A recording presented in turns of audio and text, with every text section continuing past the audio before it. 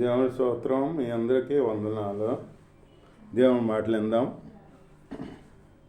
ఆదికాండం 40 అధ్యాయంలో ఇలా రాయబడి ఉంది.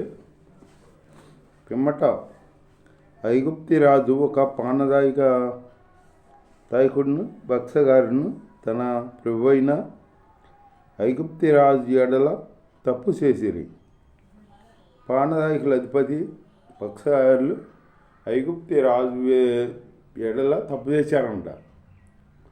తప్పు చేస్తే అప్పుడు ఐగుప్తి రాజు ఏం చేశాడో గనుక ఫరో పానదాయకుల అధిపతియు భక్సగారుల అధిపతినైన తన ఇద్దరు ఉద్యోగస్తుల మీద కోప్పడ్డాడంట.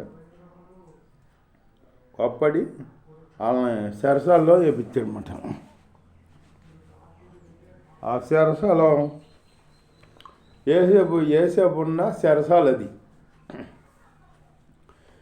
ఈ సరసాల నాయకుడు ఏం చేశాడు? ఆ ఏసేపు చేతికే అప్పగించాడు. ఏళ్ళ కాడ ఏసేపు చేతికి అప్పగించాడు అనమాట. మరి చూడు సరసాల్లో కాడ ఏసేపు ఎంత ఘనత వచ్చిందో చూడు. సరసాల నాయకుడే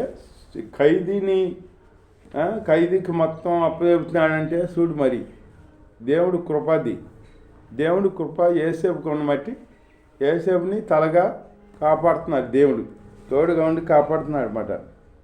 అప్పగించాను. అది ఏసేపు పంపబడిన స్థలం. ఆ సేనాధిపతి వారిని ఏసేపు వశమున చేయక అతడు వారికి ఉపచారం చేశాను.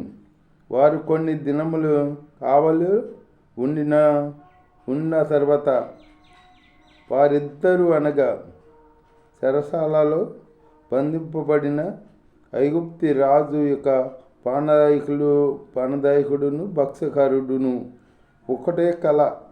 ఒకే రాత్రి కలగన్నారన్నమాట. ఒకే రాత్రి కలగన్నారు. కలగని ఆ కళ ఎవరం చెప్పేవాళ్ళు ఎవరు లేరని విచారంగా కూర్చున్నారు. ఆ తెల్లారి పొద్దున్న లేచి విచారంగా కూర్చుంటే అప్పుడు ఒకడు వేరు భావముల కళ తెల్లవారినప్పుడు ఏసేపు వారి వద్దకు వచ్చి వారిని చూడగా వారు చింతాకాంతులై ఉండిరి.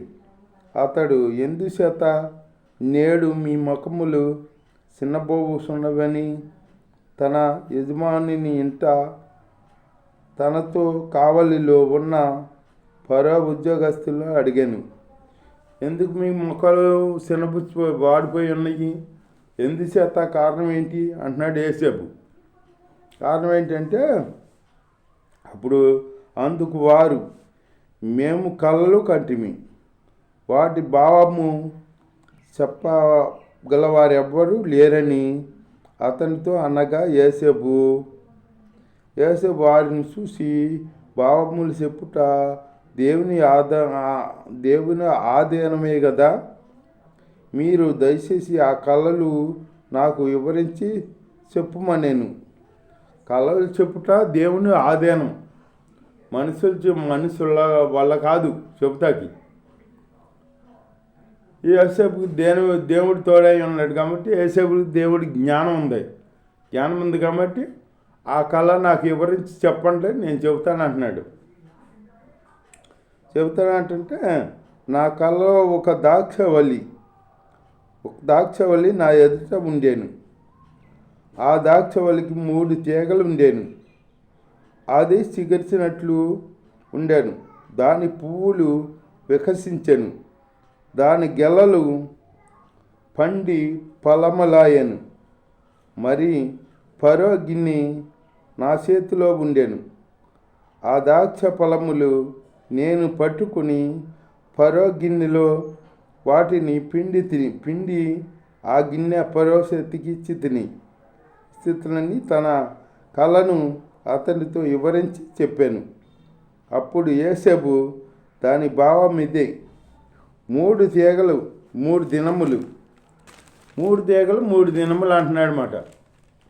యోసేపు చెబుతున్నాడు, ఇంకా 3 దినములలోగా ఫరో నీ తలను పైకెత్తి నీ ఉద్యోగము నీకు మరలా ఇప్పించును అంటున్నాడనమాట. ఇంకా 3 దినములో నీ తలను పైకెత్తి నీ ఉద్యోగం నీకు ఇస్తాడు ఫరో అని అంటున్నాడు అనమాట అని చెప్పాడు. చెప్పేటప్పటికి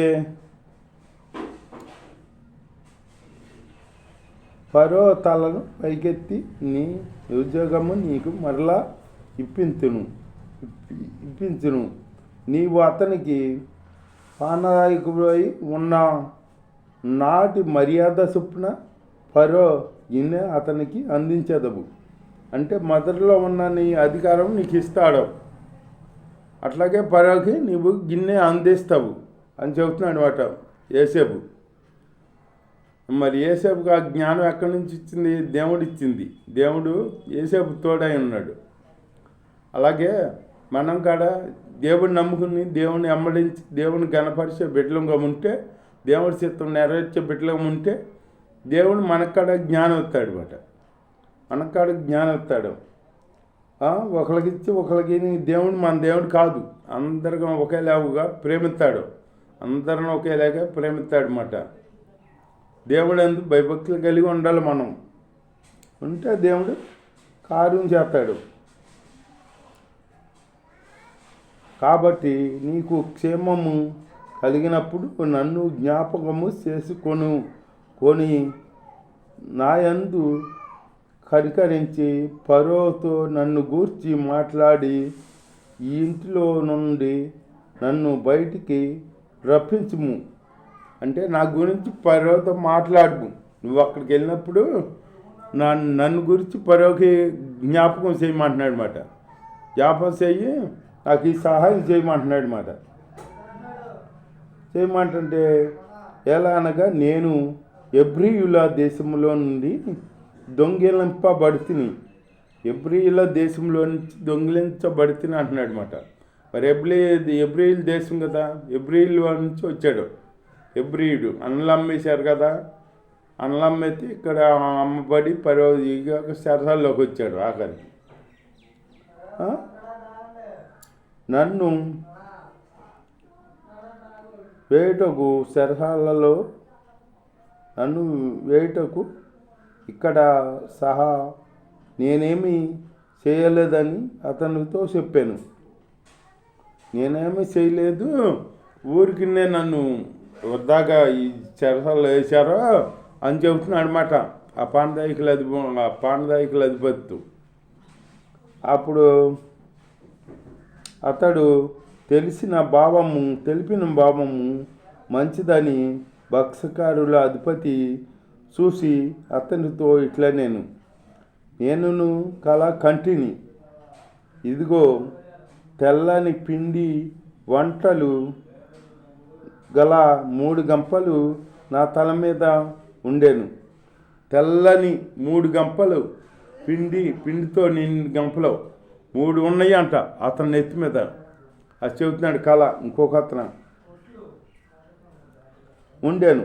పక్షులు నా తల మీద ఉన్న ఆ గంపలో నుండి వాటిని తీసుకొని తినుసుండేను. ఆ గంపలో నుండి ఆ పిండి తింటున్నాయి అంట. ఇది తల మీద ఉండగానే పక్షులు వచ్చి ఆ పిండి తింటున్నాయి మాట అని తెలుసుండేను. అందుకు యోసేపు దాని భావం ఇదే, 3 గంపలు 3 దినములు, ఇంకా 3 దినములలోగా ఫరో నీ మీద నుండి నీ తలను పైకెత్తి మ్రాను మీద నిన్ను వేలాడదీయించును. అప్పుడు పక్షులు నీ మీద నుండి నీ మాంసమును తినివేయును అని ఉత్తరం ఇచ్చాను. 3 దినములలోగా ఫరో నీ తలను మాన్ మీద ఎలాడదీస్తాడో అప్పుడు పక్షులు వచ్చి, ఆకాశ పక్షులు వచ్చి నీ శవముని తింటాయి. అదే నీ కలభావం అని చెప్పాడు అన్నమాట. మూడవ దినమునందు జరిగినదేమనగా ఆ దినమున ఫరో జన్మదినం గనుక అతడు తన సేవకులందరినీ విందు చేయించి వారి నడుమ పానదాయకుల అధిపతి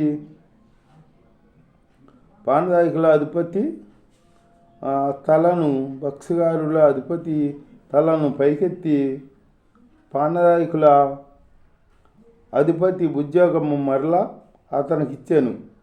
పానదాయకుల అధిపతి ఉద్యోగం మరలా అతనికి ఇచ్చాడంట. ఫరో ఇచ్చాడనమాట. యోసేపు చెప్పినట్టు అక్షరాలుగా జరుగుతుంది, ఇక్కడ జరుగుతుందన్నమాట. గనుక అతడు ఫరో చేతికి గిన్నెనిచ్చాను. మరియు యోసేపు వారిని తెలిపిన భాగము చొప్పున భక్ష్యగారుల అధిపతిని వేలాడదీయించెను. అయితే పానదాయకుల అధిపతి యోసేపును జ్ఞాపకము చేసుకొనక అతన్ని మర్చిపోయాను. జ్ఞాపకం చేసుకోక మర్చిపోయాడంట. అదే అంటారు కదా, లేని స్థితిలో ఆకలితే అన్న విలువ తెలుస్తుంది కదా. ఏమి లేనప్పుడేమో యోసేపు మాట విన్నాడు, నీ గురించి చెబుతాను అన్నాడు, చెప్పాడన్నమాట. ఇతను ఉద్యోగం ఇతను వచ్చేసింది కదా, ఆశీర్వాదంగా ఉంటున్నాడు కదా, అది లేని స్థితిలో మాట్లాడుకున్న మాటలు మర్చిపోయాడనమాట. ఆ సరసాల్లో మాట్లాడుకున్న మాటలు మర్చిపోయాడు. ఒకళ్ళు మర్చిపోతారట. ఏది జ్ఞాపకం ఉంచుకోవాలో, ఏది జ్ఞాపకం ఉంచుకోకూడదో, ఏది మర్చిపోవాలో, ఏది మర్చిపోకూడదో తెలియదు ఒక్కొక్కరికి. తిన్న ఇంటి భాషలు లెక్క పెడతారని యోసేపు వీళ్ళకి సాయం చేశాడు కదా. సాయం చేసినప్పుడు యోసేపుని గుర్తించుకోవాలి కదా. అది కృతజ్ఞత అనిపిస్తుంది. కృతజ్ఞత లేని పనులు చేశాడు ఇతను పానదాయకుల అధిపతి చేశాడనమాట. యోసేపుని మర్చిపోయేప్పటికి యోసేపు అక్కడే ఉన్నాడు, పాపం చెరసాల్లో ఉన్నాడనమాట. అట్లాగే మనవాళ్ళు కాడ కృతజ్ఞత లేకుండా ఉంటారన్నమాట. ఒక్కొక్కరు కృతజ్ఞత కలిగి ఉండాలి. మనకి ఏనాడు ఎవరు ఎదిచ్చారో అది జ్ఞాపకం ఉంచుకోవాలి. నాకు పలానప్పుడు సాయం చేశాడో పలానా ఆయన అని జ్ఞాపకం ఉంచుకోవాలి. అది కృతజ్ఞత. అది ఎవరో జ్ఞానవంతులు అలా గుర్తించుకుంటారు. ఆ గుర్తించుకుంటా ఉండేవాళ్ళు ఎవరో వాళ్ళకి ఆ ఇలువ తెలియదు, మనిషి ఇలువ తెలియదు. మనిషి వాళ్ళు ఏదన్నా సాయం చేసినప్పుడు సాయం పొందుతారు, కానీ ఆ సాయంకి పతిగా సాయం చేయరు. చేసే బుద్ధి ఉండదు వాళ్ళకే, అన్నమాట. సాయం చేయకుండా యోసేపు ఎంతో పక్షన సాయం చేశాడు. సాయం చేస్తే అటు మనిషి మర్చిపోయారు. అనాలు కాడ కృతజ్ఞత లేకుండా ఇప్పుడు దేవుడు వస్తాడు అనుకో, దేవుడు ఏదన్నా కార్యం చేస్తాడు.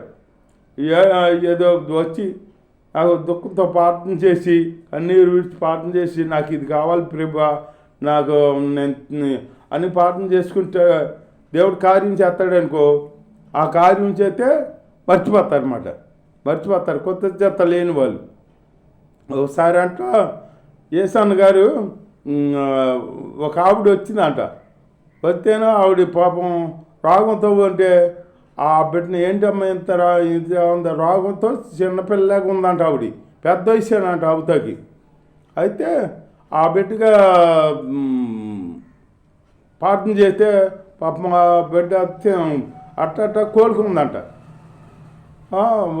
ఒకటి 2 ఇడ్లీ 3 ఇడ్లీ అట్లా తింటాను, అట్లా కోలుకుంటా దేవుని ఆరాధించుకుంటా ఉందంట. రోగం తగ్గేదాకా వచ్చింది చర్చికి. రోగం తగ్గినాక రాలేదంట.